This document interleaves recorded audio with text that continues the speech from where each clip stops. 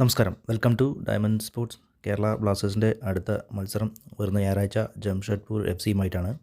Away മാച്ചാണ്. KBFCക്ക് must win മാച്ചാണ്. ഈ മാച്ചിൽ KBFCക്ക് വിജയിക്കാൻ സാധിച്ചാൽ സെമി സാധ്യത വർദ്ധിക്കും എന്ന കാര്യത്തിൽ ഒരു സംശയവുമില്ല. നിലവിലെ രണ്ട് ടീമും സാധ്യത വെച്ച് നോക്കിയാൽ KBFCക്കാണ് കൂടുതൽ സാധ്യത. ഒരു 80% കേരള ബ്ലാസ്റ്റേഴ്സിനാണ് നിലവിലെ സാഹചര്യം വെച്ച് നോക്കിയാൽ വിജയ സാധ്യത.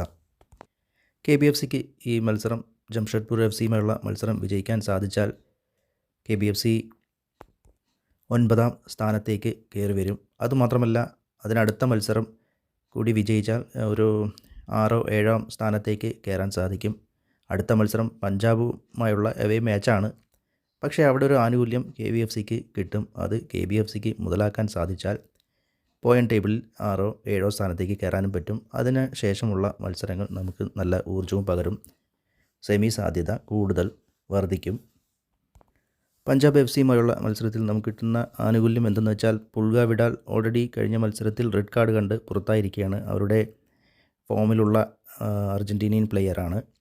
കൂടാതെ ലൂക്ക മാഷൻ 4 മത്സരത്തിൽ യെല്ലോ കാർഡ് കണ്ട് അദ്ദേഹവും പുറത്തായിരിക്കും. ഈ രണ്ടുപേരുമാണ് അവരുടെ മെയിൻ പ്ലെയേഴ്സ്. ലൂക്ക മാഷൻ കേരള ബ്ലാസ്റ്റേഴ്സിനെതിരെയുള്ള മത്സരത്തിൽ ഗോൾ അടിച്ചിരുന്നു. വിഡാലും നല്ലൊരു മിഡ്ഫീൽഡറാണ്.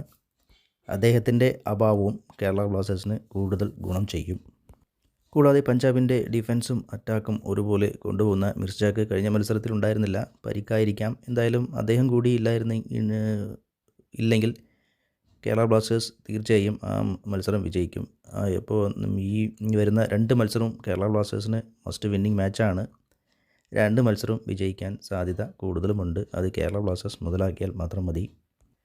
ഇനി JFCയിലേക്ക് വന്നാൽ അവരുടെ കോച്ച് ഖാലിദ് ജമീൽ 4-2-4, 4-2-3-1, 4-1-3-2, 4-2-3-1 എന്നിങ്ങനെയാണ് അവസാന കളിച്ച 4 മത്സരങ്ങളിലും ടീമിൻ്റെ ഫോർമേഷൻ. അവസാന മത്സരത്തിൽ ഈസ്റ്റ് ബംഗാളുമായി അവർ 1-0 തോൽവി വഴങ്ങിയിരുന്നു. ജംഷഡ്പൂർ എഫ് സിയുടെ സൂക്ഷിക്കേണ്ട പ്ലെയേഴ്സ് അവരുടെ മിഡ്ഫീൽഡർ ജാവി ഹെർണാണ്ടസ് തന്നെയാണ്. നല്ല പ്ലേ മേക്കറാണ്, സെറ്റ് പീസ് ടേക്കറാണ്, കൂടാതെ ഷാർപ്പ് ഷൂട്ടറാണ്. ഇദ്ദേഹത്തെ നല്ല രീതിയിൽ മാർക്ക് ചെയ്യാൻ സാധിച്ചാൽ തന്നെ കേരള ബ്ലാസ്റ്റേഴ്സിന് ഒരു പരിധിവരെ അവരുടെ ഭാഗത്തു നിന്നുള്ള ത്രെട്ട് കുറയ്ക്കാൻ പിന്നെ അവരുടെ ലെഫ്റ്റ് വിങ്ങർ സനാൻ നല്ല രീതിയിൽ തന്നെ കേരള ബ്ലാസ്റ്റേഴ്സിൻ്റെ ഡിഫൻഡേഴ്സിനെ പരീക്ഷിക്കും എന്ന കാര്യത്തിൽ സംശയമില്ല. അദ്ദേഹത്തെയും സൂക്ഷിക്കേണ്ടതാണ്.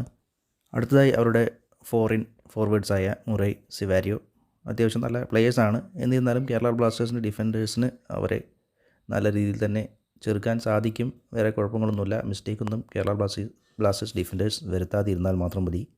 എന്തായാലും കഴിഞ്ഞ മാച്ചിലെ ഫോം വെച്ച് നോക്കിയാൽ കേരള ബ്ലാസ്റ്റേഴ്സ് തീർച്ചയായും 2 or 3 ഗോൾ അടിക്കും. പുതിയ കോച്ചിൻ്റെ കീഴിൽ ഡിഫൻസ് ശക്തമായിരുന്നു കഴിഞ്ഞ മാച്ചിൽ.